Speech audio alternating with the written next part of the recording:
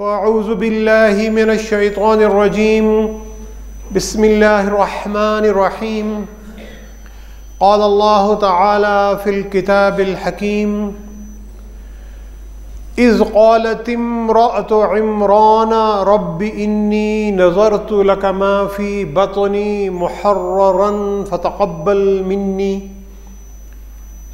إنك أنت السميع العليم۔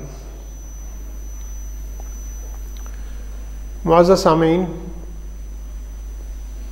رب العالمین اور نبی کریم صلی اللہ علیہ وسلم کی تعلیمات میں اور ہمارے دین میں دعاؤں کو ایک بہت مرکزی حیثیت حاصل ہے، اور اگر یہ کہا جائے تو غلط نہیں ہوگا کہ دعاؤں کے اوپر مسلمان کی جو عبادت اور جو بندگی ہے اس کی پوری جو عمارت ہے اس کی تعمیر ہوتی ہے۔ انبیاء علیہ السلام کی بہت ساری دعاؤں کو رب العالمین نے قرآن مجید میں ہماری تلاوت کا حصہ بنایا۔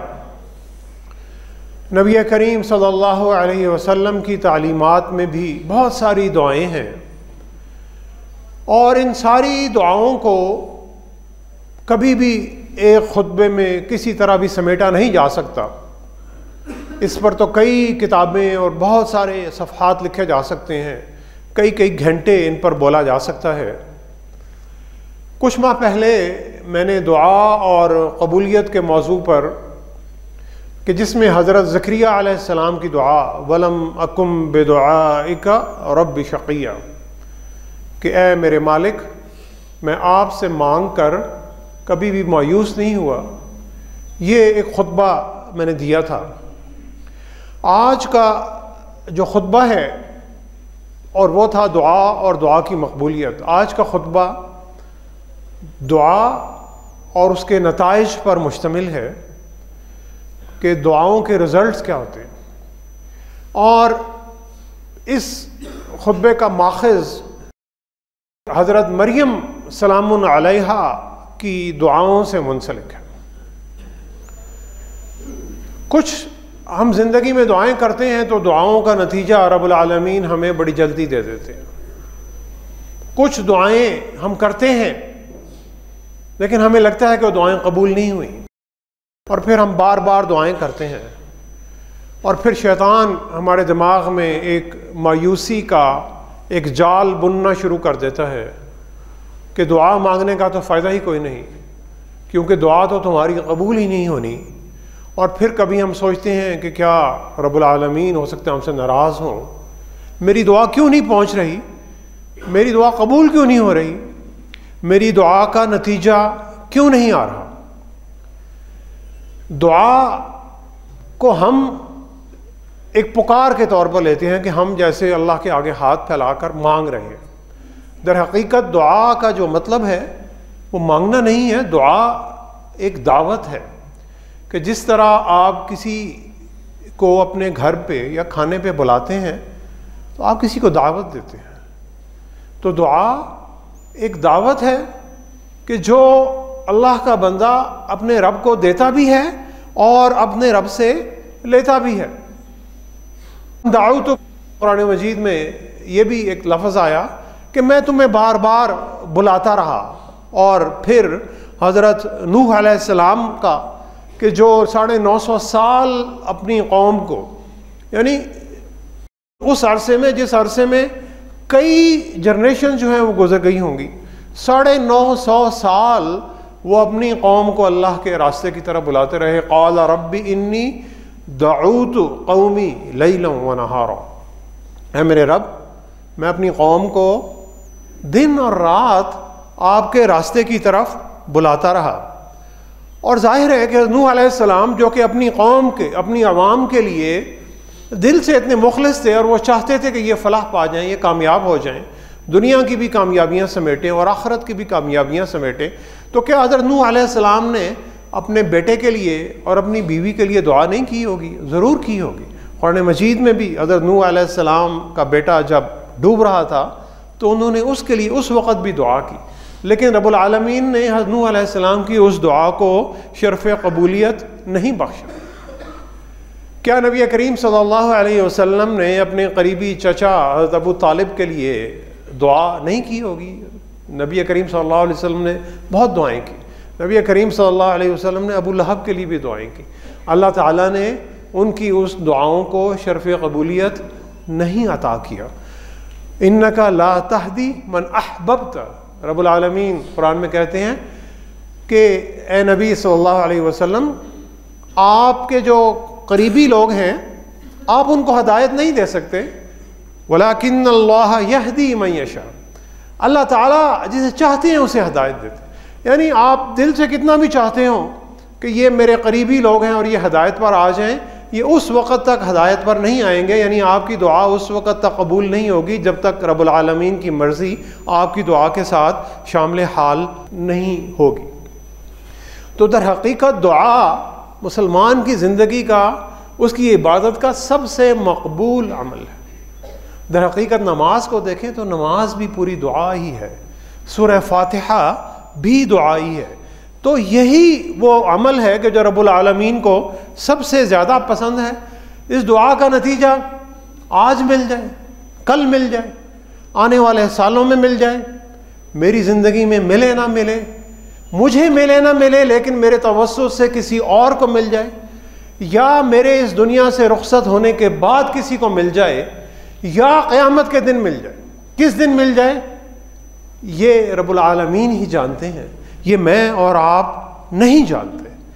تو رب العالمین نے قرآن مجید میں ان دعاؤں کا بار بار ذکر کر کے ہمیں بتایا کہ دعا کیسی ہونی چاہیے، دعاؤں میں کون سی چیزیں ہونی چاہیے، اور کون سی دعا کا کیا نتیجہ نکل سکتا ہے. اور جس دعا کا نتیجہ ابھی تمہیں نظر نہیں آ رہا، اس دعا کا نتیجہ کبھی نہ کبھی رب العالمین تمہیں ضرور عطا کریں گے.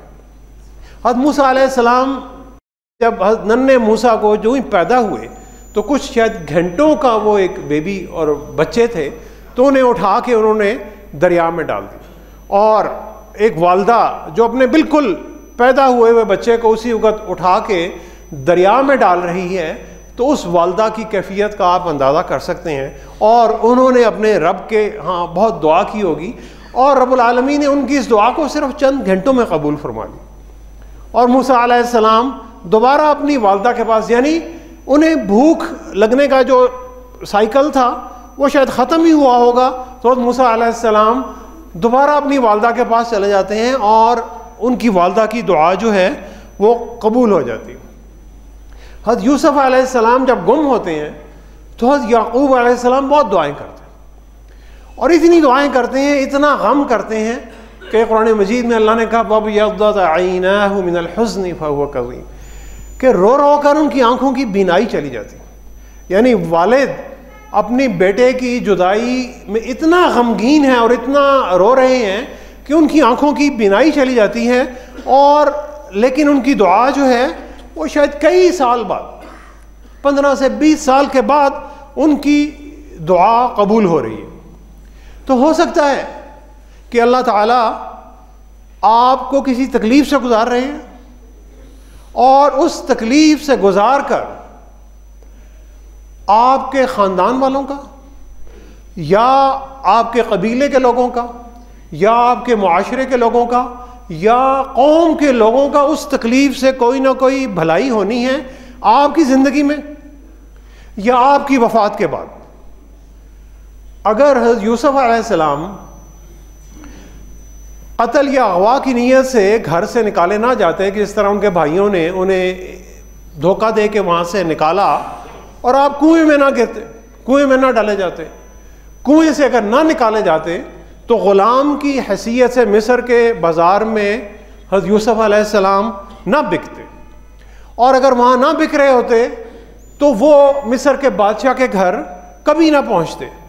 اور بادشاہ کے گھر میں اگر حضرت یوسف علیہ السلام بے حیائی کے کام سے انکار نہ کرتے تو کبھی بھی جیل میں نہ جاتے، اور جیل میں اگر نہ جاتے تو جیل میں وہ جو 2 قیدی ان سے ملے کہ جنہوں نے ان سے خوابوں کی تعبیر پوچھی، وہ قیدی ان سے نہ ملتے، اور ان میں سے اگر ایک قیدی آزاد ہو کر بادشاہ کے دربار میں نہ پہنچتا تو حضرت یوسف علیہ السلام کو اس قید سے کبھی بھی آزادی نہ ملتی، اور بادشاہ کو بھی حضرت یوسف علیہ السلام کا کبھی نہ پتہ چلتا، اور بادشاہ کو اس خواب کی تعبیر بھی نہ پتہ چلتی کہ جس خواب میں اسے دکھایا جا رہا تھا کہ تمہاری قوم پر 7 سال جو گزر رہے ہیں دور، وہ بڑی خوشحالی کا دور ہے، اور اس 7 سال کے بعد جو 7 سال آئیں گے وہ بڑا ہی تنگ دستی کا، بڑا قحط کا اور بھوک کا اور افلاس کا اور غربت کا دور ہوگا۔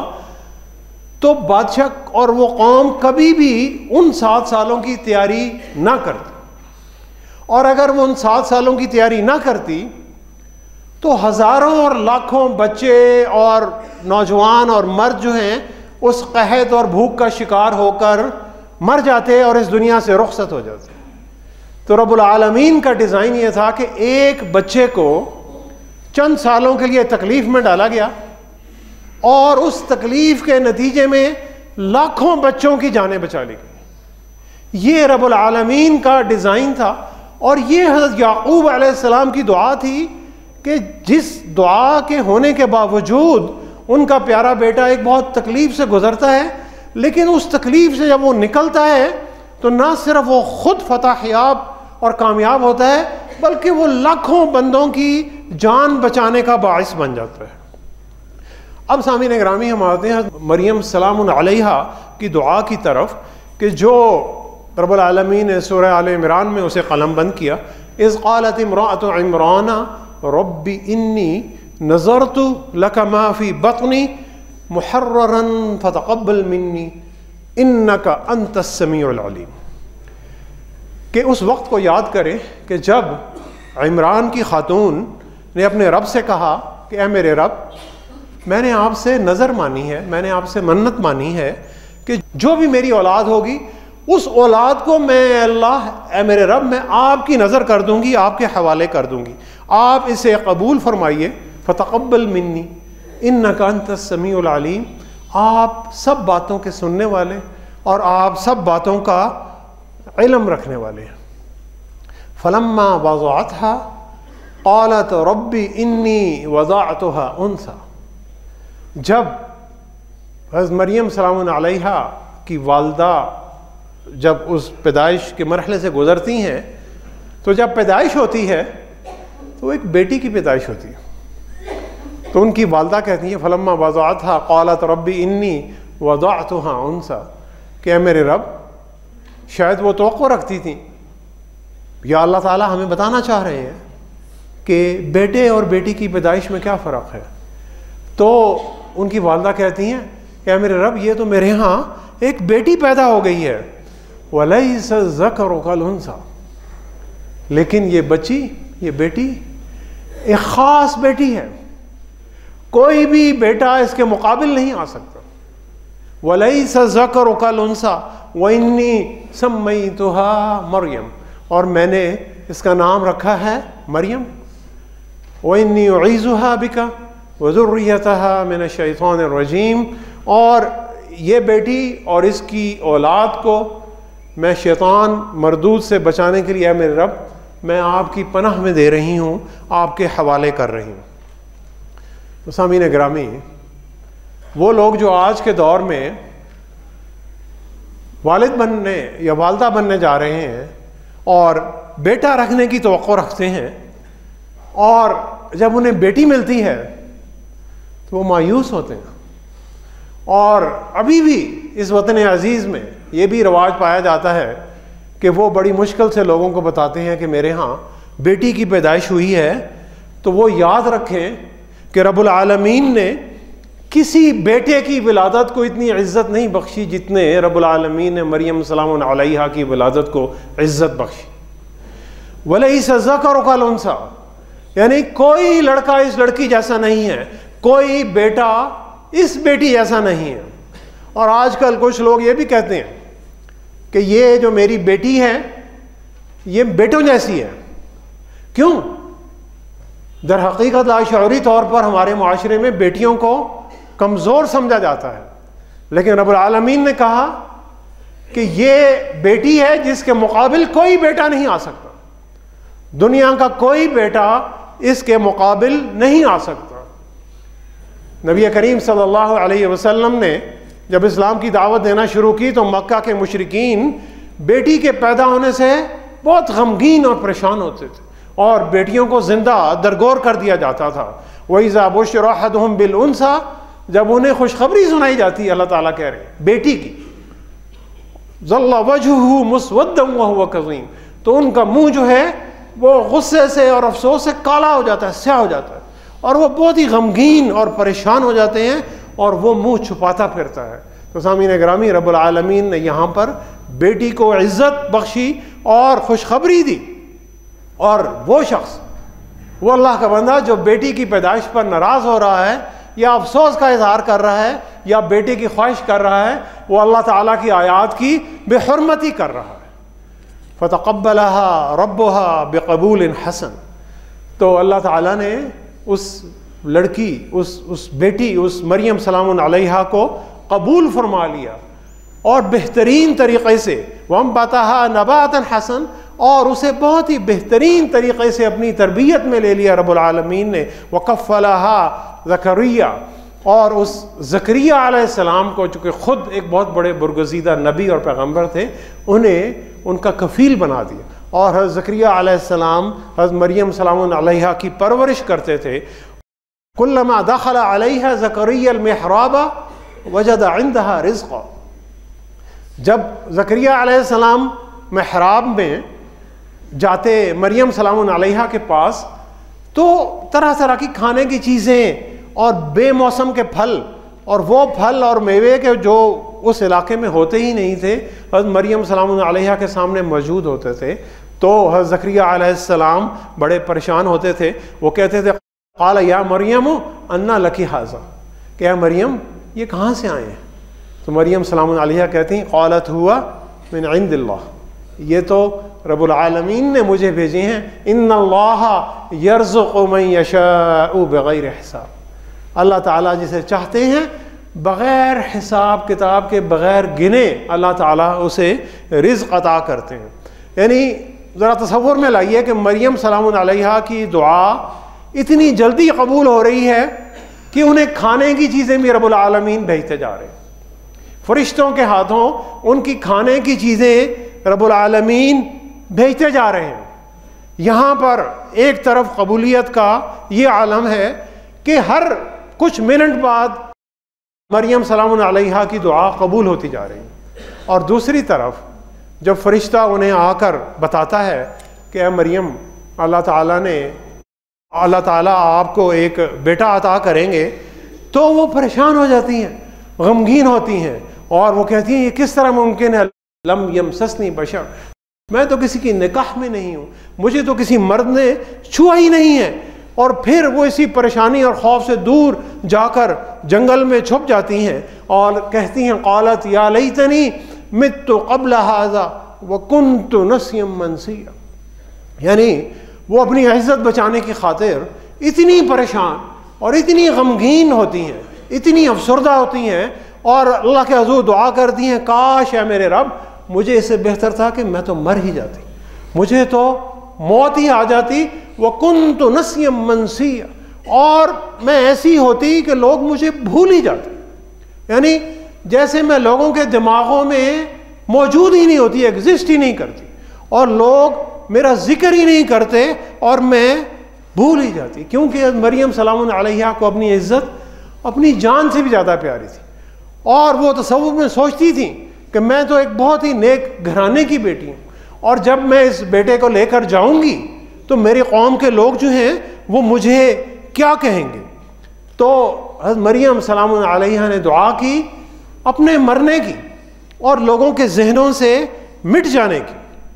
سامعین گرامی، قرآن مجید میں کسی اور مقام پر کسی نبی نے یہ دعا نہیں کی کہ اللہ مجھے موت عطا کر دے۔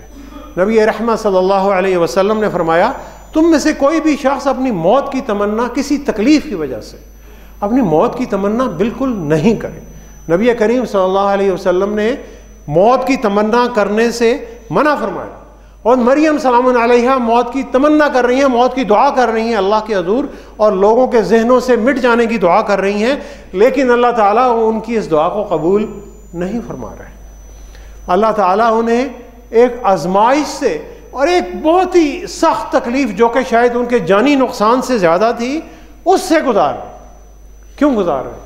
کہ رب العالمین نے قیامت تک کے لیے مریم سلام علیہا کو وہ عزت عطا کرنی تھی کہ جو روئے زمین پر کسی اور خاتون کو عطا نہیں کی گئی. یہ رب العالمین کا پلان تھا. اور جب حضرت مریم سلام علیہا حضرت عیسیٰ کو گود میں لے کر اپنی قوم کے پاس آتی ہیں تو تہمتوں کا اور لعنتوں کا اور رسوائی کا ایک بازار گرم ہو جاتا ہے. تو بچہ گود سے کہتا ہے قال انی عبد اللہ، کہ میں اللہ کا بندہ ہوں. آتانی الکتاب، اللہ نے مجھے کتاب عطا کی ہے. وجعلنی نبیا، اور اللہ نے مجھے نبی بنایا ہے. وبرم بوالدتی، اور اللہ نے مجھے اپنی والدہ کا فرما بردار بنایا. اور یہ بچے کون ہیں؟ ذالک عیسی ابن مریم، یہ بچہ عیسیٰ ابن مریم ہے. تو سامعین گرامی، رب العالمین حضرت مریم سلام علیہا کو وہ عزت عطا کر رہے ہیں جو اللہ تعالیٰ نے کسی نبی کے والد کو بھی عطا نہیں کی.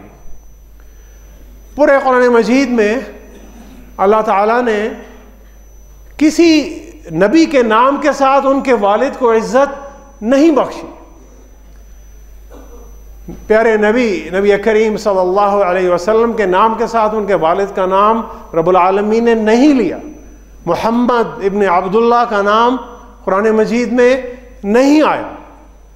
قرآن مجید میں یوسف ابن یعقوب کا ذکر نہیں آیا.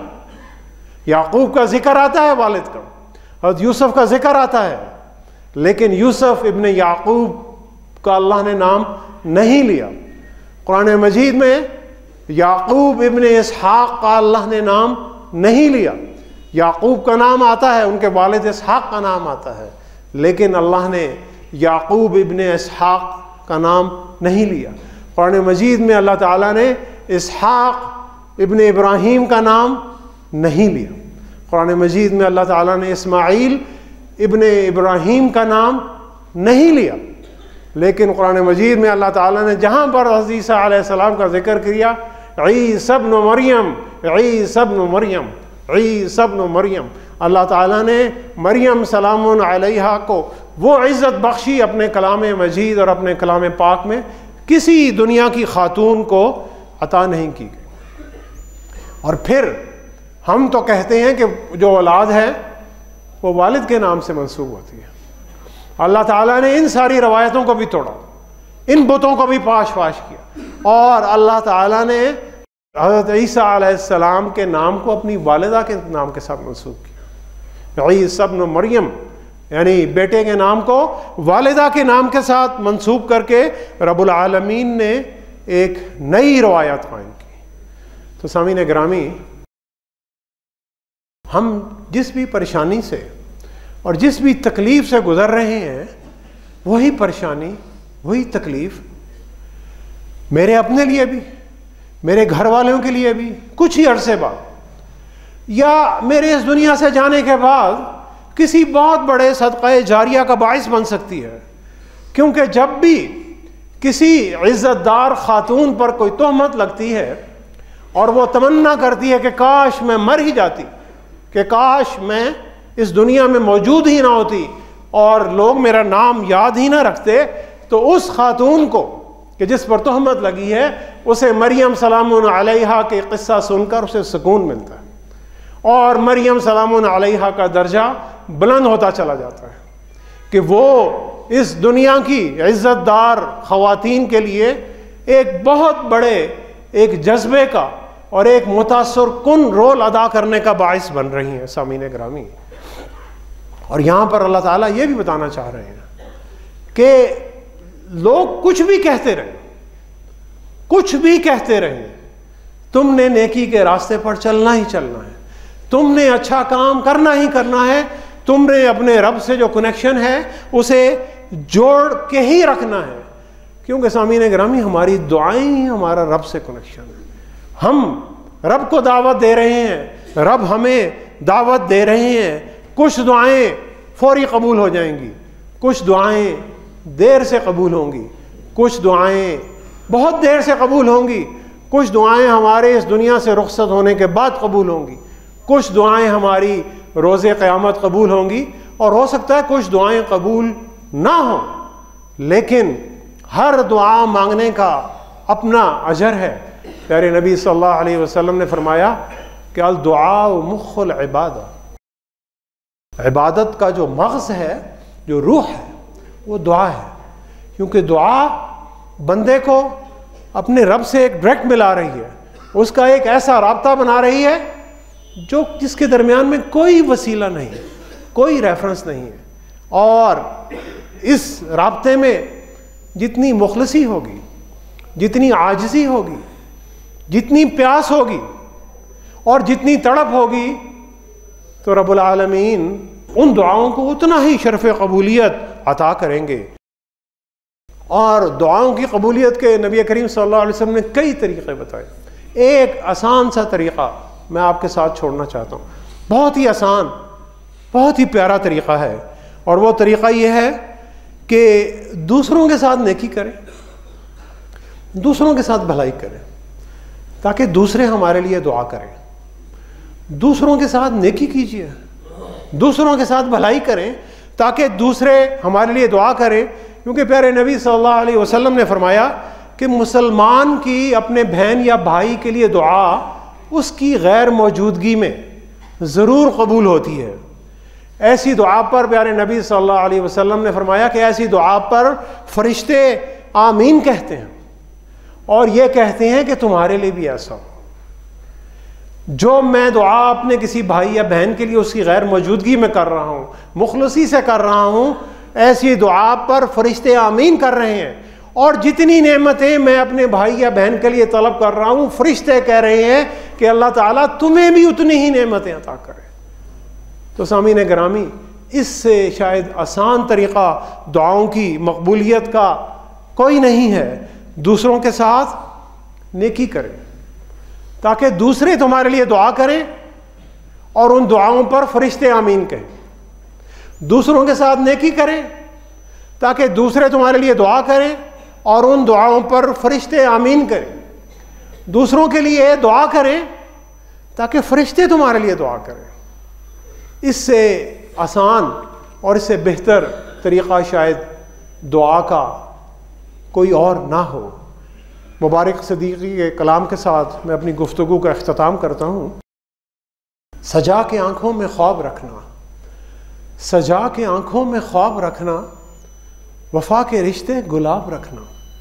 سجا کے آنکھوں میں خواب رکھنا، وفا کے رشتے گلاب رکھنا، فصیل شب میں چراغ بن کے یہ زندگی ماہتاب رکھنا۔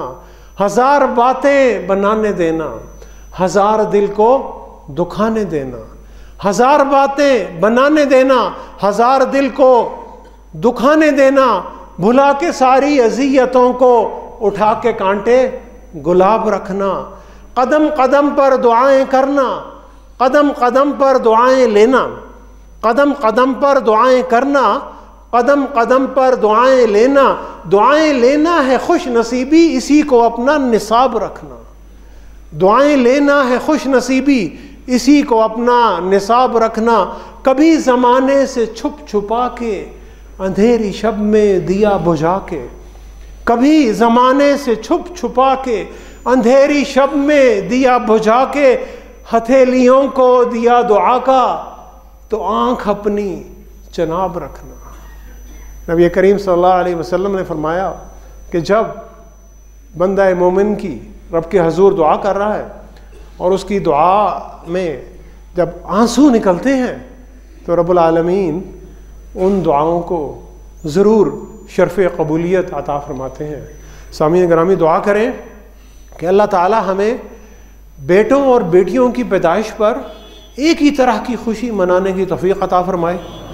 اللہ تعالی ہمیں لوگوں کی باتوں کی پرواہ کیے بغیر نیک کام کرتے رہنے اور دعائیں مانگتے رہنے کی توفیق عطا فرمائے، اور اللہ تعالی ہمیں دوسروں کے لیے دعائیں کرنے اور دوسروں سے دعائیں لینے کی توفیق عطا فرمائے۔ صدق اللہ العلی العظیم ونفعنی وإياكم بآیاتہ وذکر الحکیم۔ انہ تعالی جواد کریم ملک برء رؤوف الرحیم۔